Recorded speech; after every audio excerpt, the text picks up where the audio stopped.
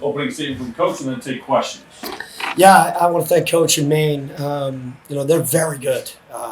I talked to Coach Paulson yesterday, Dave Paulson from Holy Cross, who's obviously a very close friend of mine, to pick their brain because they went to Maine and got beat up pretty good. And he felt like they were the best non-conference team other than a high major program that they had played all year long. And it kind of had me even more nervous than I already was. But we punched them in the mouth early, and I thought that really set the tone. And we've talked about that. So they're a very good team. He's done a tremendous job there. Those kids play really hard, and we knew they were going to come out in the second half and continue to fight. That's an Achilles heel for us, and it's something we've got to address, and we talked about it. We have not started the second half off very well in any of our games, and that's gotta get better because we're playing with a little bit of fire. Happened the other night where we let a 17 or 18 point lead get to 5. Tonight they cut it to whatever they cut it to, I think 6. And then we pushed it up to 24, and they cut it to 12. We got to stop letting teams go on these crazy runs and learn how to really put the nail in the coffin. But really proud of our guys, specifically these two right here, who are as hard as working, some of the hardest working guys I've ever been around. But more importantly, they're tremendous human beings and ambassadors of our program. Just in a short period of time, voted captain. He is a captain. Everybody knows it. He's become an incredible leader here in the last couple of weeks, and it's starting to show. He plays the same way every single time.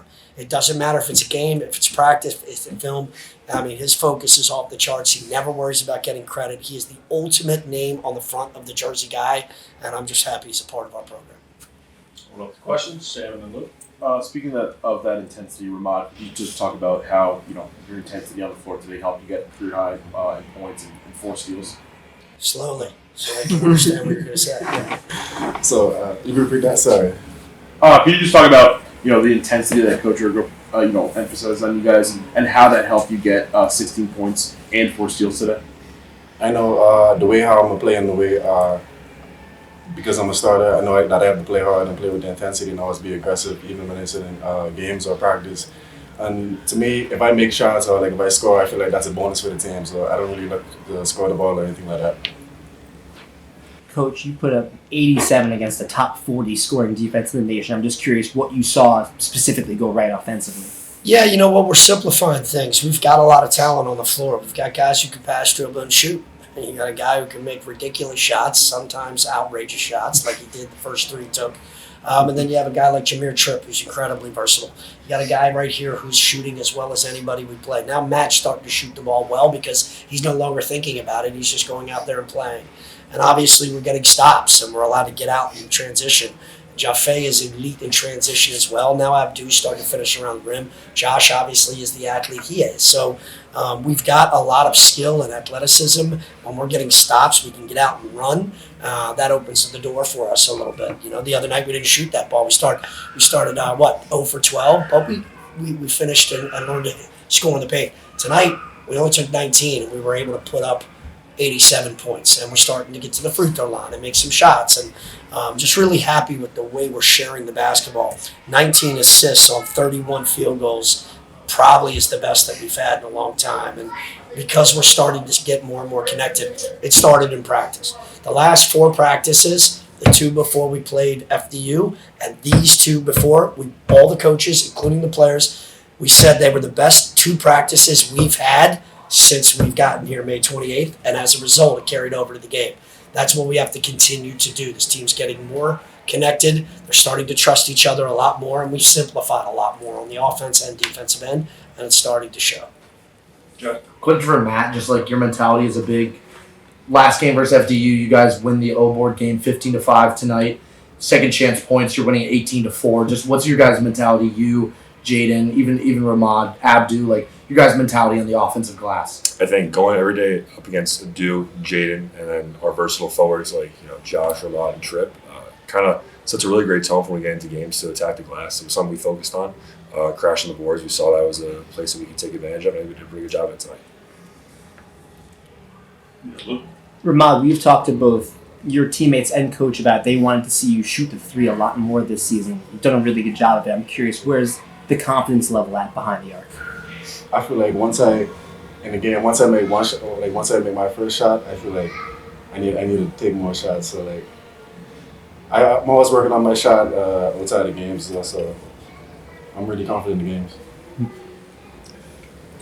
Coach, there was a lot of very physical games today. There was a lot of points where attempted steals on both sides, but you guys picked it up, were able to prevent a lot of turnovers. Could you talk about the focus on staying with the play on offense? Yeah, well, I mean, we had 16 turnovers, so that's now 16, 19, and 16, which is way too many turnovers.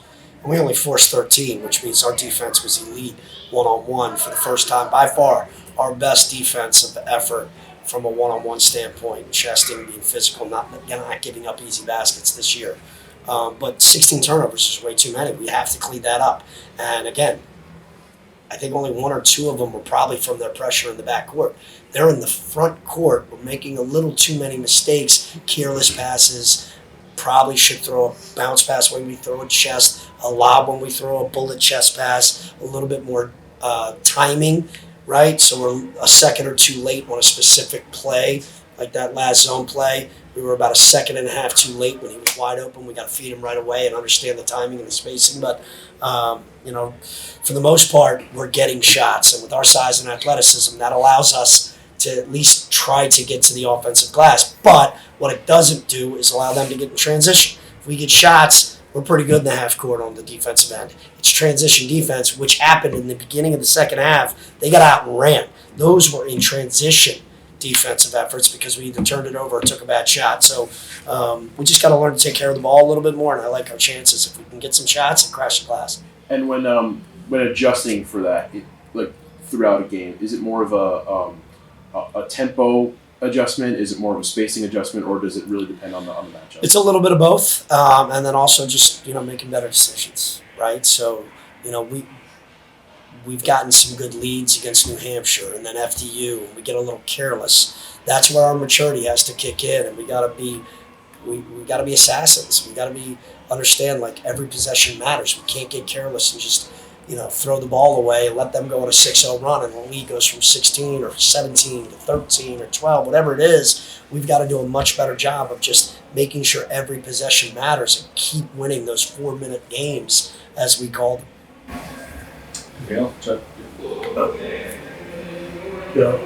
At last Wednesday's game, you said when there's people packed in Rose Hill, it becomes Rose Thrill. What did you think about the turnout for today's game? I thought it was great. I think it was the most pre-sale that we've had, but no students. I understand it's exams, but I was really addressing that. We had a bunch of other fans, which is great. We need that for sure. But the student body brings that crazy energy. I don't know where the shirt and shirt is. I'm going to have to make a phone call or 7, but we need the shirt and shirt back instead of on the broadcast. But, we have to – we need the student body, right? They create so much energy, and they're our peers, or these guys' peers, right? I'd like to believe us back. The difference, their energy and their cheering and their loudness. See, it's right at the end of the opponent's bench. Teams are not missing nearly as many free throws this year because there's nobody in their face. There's nothing crazy happening. It being such a difference, it's not even funny. They can't huddle during timeouts. They can barely hear when they're trying to do something during a timeout because our student section's going crazy. Kids leave that huddle and they don't know what the coach said half the time. We've had many A-10 coaches say when that place is packed, it's the hardest place to play in the Atlantic 10. Right? Keith Urgo, who's good friends with the new AD, Charles Guthrie, told him if you get that place rocking like it was 2 years ago, it's the hardest place to play in the Atlantic 10. It's a fact, right? So we need that energy, and we need that buzz and that student body to come out and support because these guys, they're earning it day by day. Yeah, I just want to talk about the jump. We saw Josh have a tough day at the office last game versus FTU. Yeah. 0 points. And then today, making a lot of electrified plays on both ends of the floor. That great inbound steal and obviously the dunk. Yeah.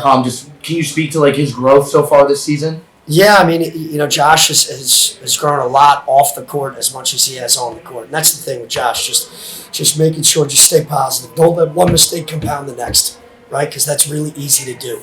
Put your head down when you make a mistake and then all of a sudden make another one. right? He works as hard as anybody. This group all works so hard on their game. They're always in the gym. So it's going to happen for you, right? If he just uses his athleticism the way he's capable of doing, you see some electric plays. But he's also one of the most elite on-ball defenders that we have, if not one of the best, right? So that gives him an advantage. So just focus on the defense. He had 7 defensive rebounds today. That's huge for him. And when he goes up and gets it, it's ridiculous. So the fact if he focuses on just defending and rebounding, next thing you know, everything starts to happen on the offensive end, which is what he's starting to do. And that's why you're starting to see a big difference. Anything else? Nope. Good. Thanks, guys. Thank you. Go Rams.